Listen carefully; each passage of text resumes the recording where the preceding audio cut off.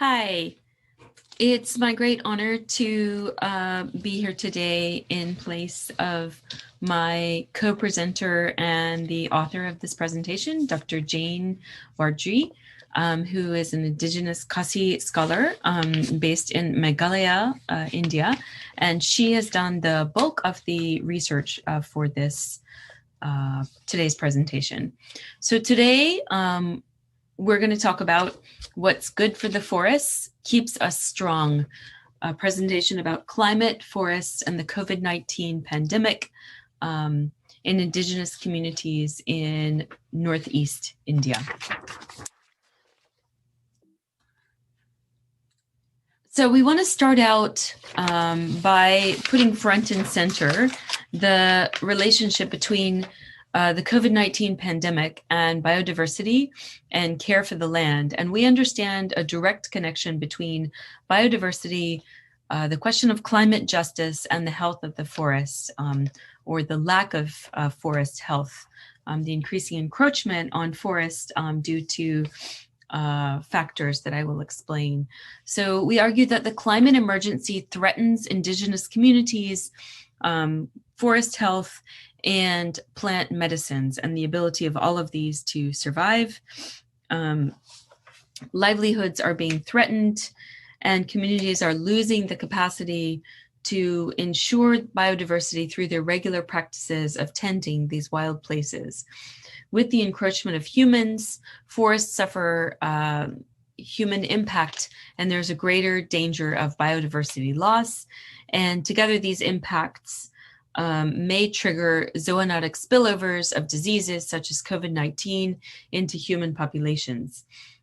We argue that as toxic settler development, such as resource commodification and extraction, coal mining, etc., as these things expand, wild habitats are shrinking, buffer zones are evaporating, and animals have rapidly shrinking habitats, which means greater contact with humans and greater potential for animal diseases to spill over into human populations. With this encroachment, forests also are suffering from the impact of humans and therefore the biodiversity loss.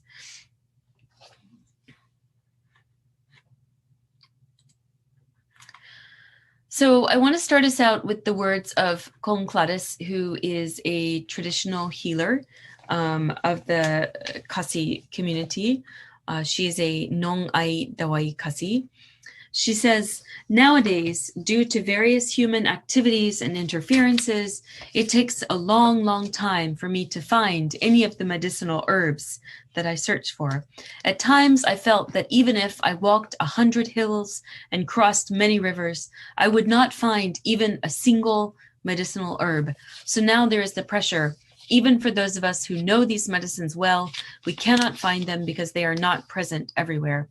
And climate change and environmental loss is making it harder and harder to find these medicines that we depend on for our health.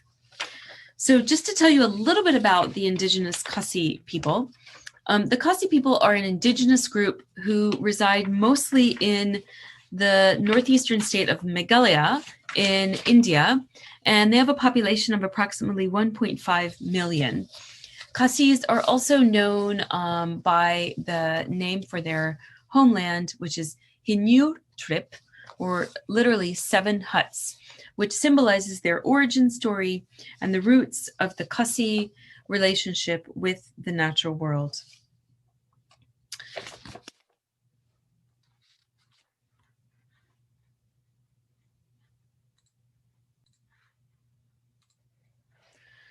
So the indigenous Khasi people live in the state of Meghalaya, which is right here just north of the border with Bangladesh in the northeastern region of India. Meghalaya is one of the 7 sisters or the 7 states that make up the northeastern corner of the Indian nation. And for the Khasi people, Ka Me Remeu, or Mother Earth, is the absolute center of the relationship between humans and the non-human world or the superhuman world. Ka me Rameyu sustains all life in the ecosystem. Kasi relations with Ka me Rameyu are reflected in myths, folklore, and legends. And each of these blend together the knowledge, the ethical system, and the wisdom of the Kasi culture, which includes a deep tradition of care to ensure balance with the forest and the ecosystem.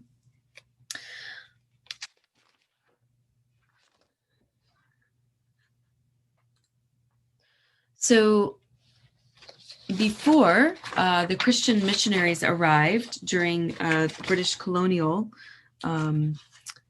empire, Kasi had a very strong relationship that was based on human, non-human, or more than human relations with the natural world. And this religion is known as Ka Niam Kasi, and it still is very strong today.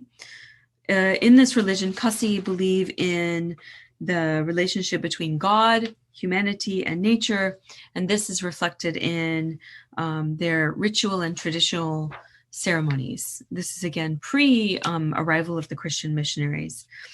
Kasi is predominantly a matrilineal culture. Within this system, the underpinnings of the relationship between nature and the mother are built into the complex mechanism of the land tenure system. So the youngest daughter of the family acts as the custodian of the land and property belonging to the family, and she is in charge of passing it down to the next generation. And some scholars have argued that this practice illustrates the complexity of a culture in which the feminine is conceived as nurturing and nature itself becomes a maternal entity. And within the system of Ka Niam Kasi, humans and nature, the relationships between the two are marked on the land and through the use of ethnonyms or Kasi names on the land. All animate and inanimate things above, below, and on the surface of the earth are christened with Kasi language names, thus inscribing a Kasi cultural worldview into the land itself. The very land is embedded with a Kasi cultural way of being and worldview. This is one of the incredible examples of Kasi bioengineering. And this is a living root bridge, which is made by painstakingly winding the roots of this tree to one another across the river here. And this is actually a functioning bridge. And you can find these across the East Kasi Hills and around the southern slopes of the Shillong Plateau. And this is one of the famous sort of contributions of ancient Kasi, traditional Kasi practices. Kasi traditional homes. Again, this emphasizes the complex relationship between the humans and the non-human or the natural world. So for many, many, many millennia, Kasis considered the land to be sacred. Humans were strictly instructed not to exploit the land, not to make light of the land for their own greed, but it should only be used to meet their needs, and only basic needs at that. And there are two sort of Kasi moral sayings which emphasize this value system. And one is Katip Briu, Tip Ble, or self-consciousness and knowing God. And the second sort of moral prescript is Kamai Yakahok, or to earn righteously. In other words, one should work the land with great respect and humility and earn righteously by working together with the land. And here, this example of the Kasi traditional home, this is a Ling Kun, an oval-shaped house, which can be found at Nohuet, East Kasi Hills, where there are many traditional structures. This house has been able to withstand an earthquake in 1897. It's been standing for more than 200 years, and it's extremely sort of well constructed and resilient to shaking from an earthquake. The Lingsad in Smit in East Khasi Hills, this is a ceremonial structure, and it emphasizes Khasi approach to climate, soil, rocks, and vegetation, and how they interacted with one another. And this kind of learning or sort of traditional system of architecture was passed down among the ancient Khasi elites, and it's linked to their rich culture. In the past, Khasi built many, many houses without using any metal or iron pieces or nails.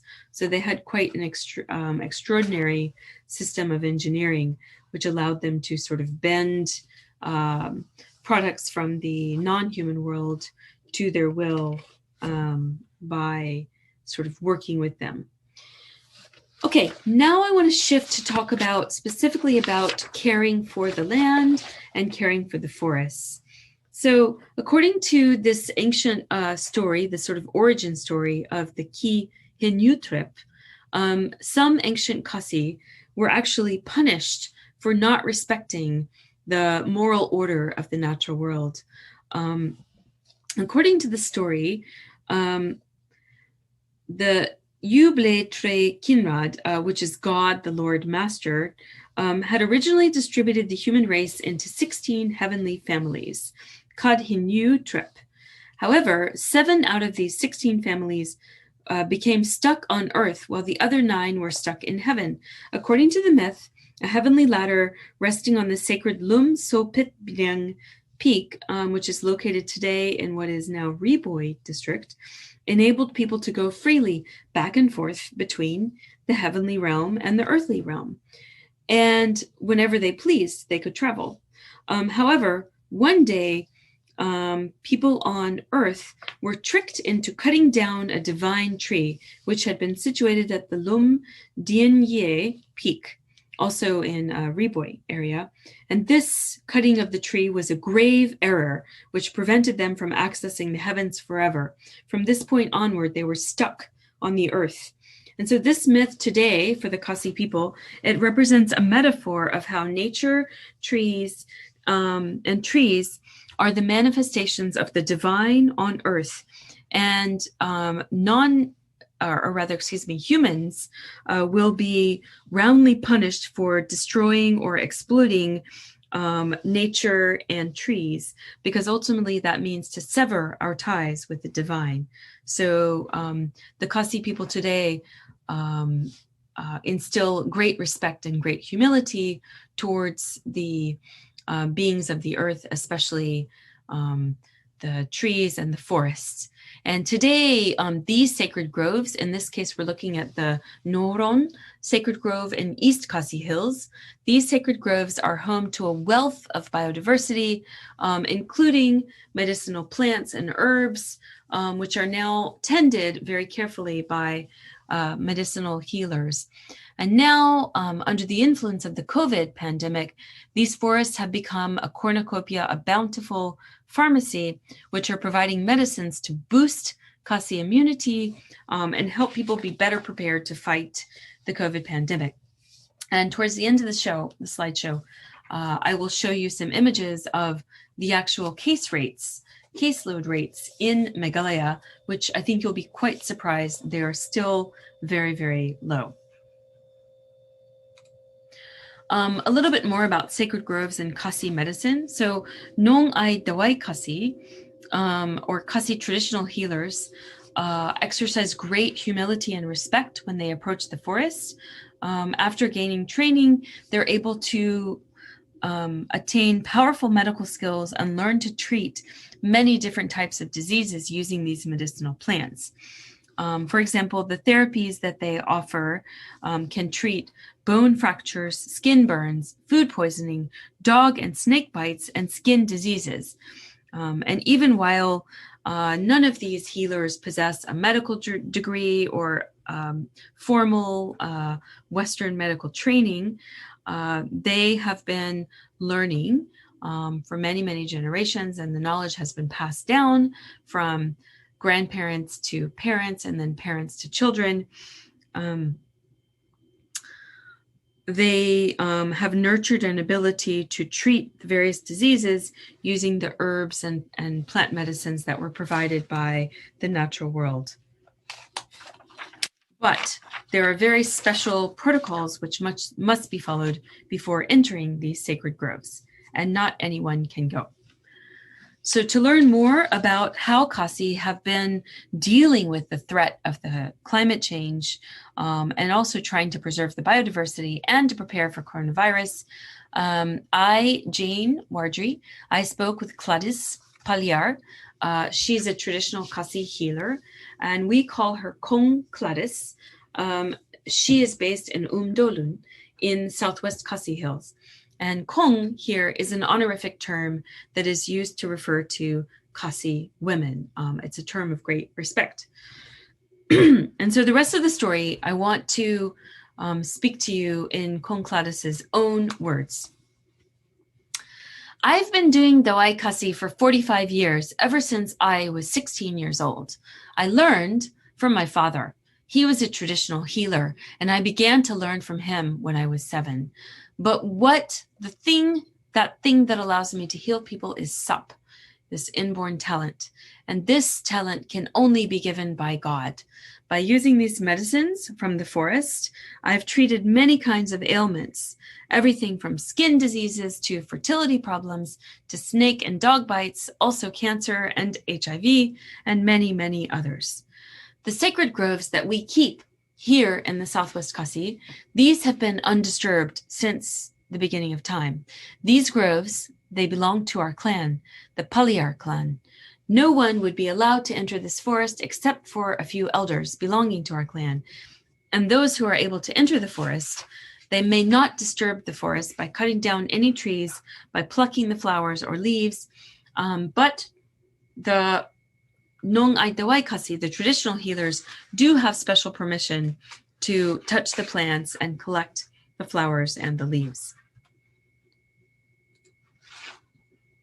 Now I want to talk a little bit about Dawai Kasi, which is a powerful agent against the coronavirus clum. The clum. When I was still very young, my father told me about the clum, the great pandemic that spread across our land. This clum happened before I was born, and even my father was still young at that time. The clum was a kind of fever, cough. It was like a flu. It was a diarrhea which spread in Umdolun and other areas of the Kasi Hills.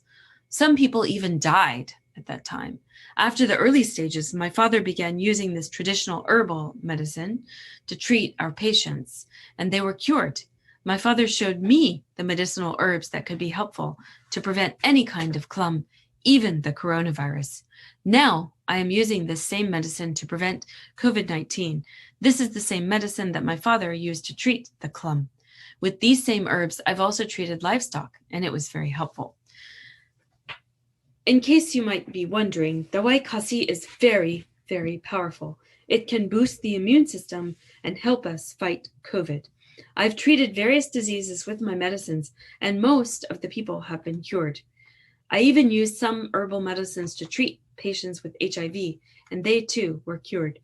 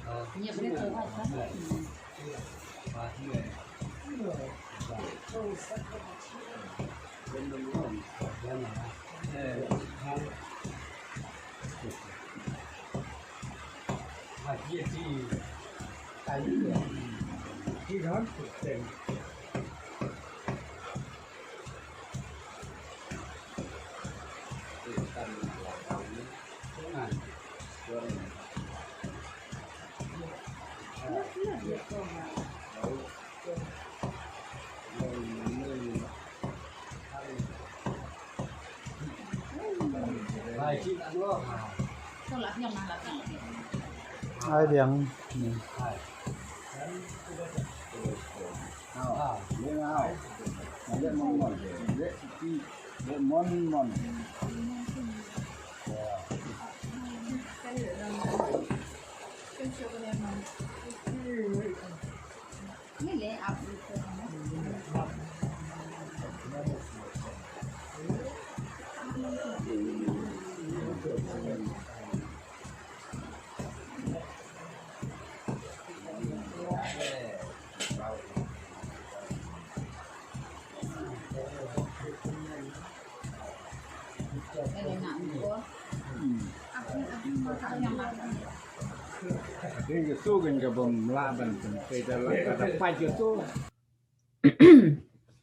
Tending the sacred. During the last 45 years, I have cultivated more than 200 plants in the forest, but now, sadly, all of these are extinct. Among these plants, none of them can be grown at our home gardens. Each of these 200 plants must be grown in the wild, in the wilderness. Yet, because I am growing older, I tried to plant many medicines in my home garden and leave them for the future generations. But some must be left in the forest. Ecosystem change is a big problem. In our place, deforestation, mining activities, and broomgrass cultivation has seriously impacted the growth of plants, of our medicinal plants. Nowadays, due to various human activities and interferences, it takes a lot of time. If I walked 100 hills and crossed many rivers, I would not find even a single medicinal herb. So now there is the pressure, even for those of us who know these medicines well. Even we cannot find them because they are not present everywhere. Climate change and environmental loss, it's making it harder and harder to find these medicines that we depend on so much. Our clan, the Paliar clan, we tend our own sacred grove called Lo Lingdo in Sokyap. In this grove, we have many plants that have medicinal values. Before going to our sacred grove, I must leave the house in silence without talking to anyone. And only when I have returned from the grove, then only am I able to converse with my family as usual. Tobacco and kwai are not permitted inside the grove. Even if I am carrying it, kwai, I must drop it halfway before reaching the sacred grove. This grove is a place that was sanctified by my ancestors, and so I have a great responsibility to care for this place with humility and with respect. Also, outsiders are not allowed to enter our grove, not even my children. My children will only be allowed to enter after I have died. As a traditional healer, I have taught all of my children, but only 2 of my children have the special sap, the inborn talent that they will need to continue my work later. And here is the very special message that I want to deliver to the entire world today here in this era of the coronavirus pandemic. I ask that all humans come to respect and value the forests for our future generations. If we come to disturb and destroy the forests, we will have to be prepared for many more pandemics in the future. I pray that God will heal the world from this pandemic and help humans make better choices in the future.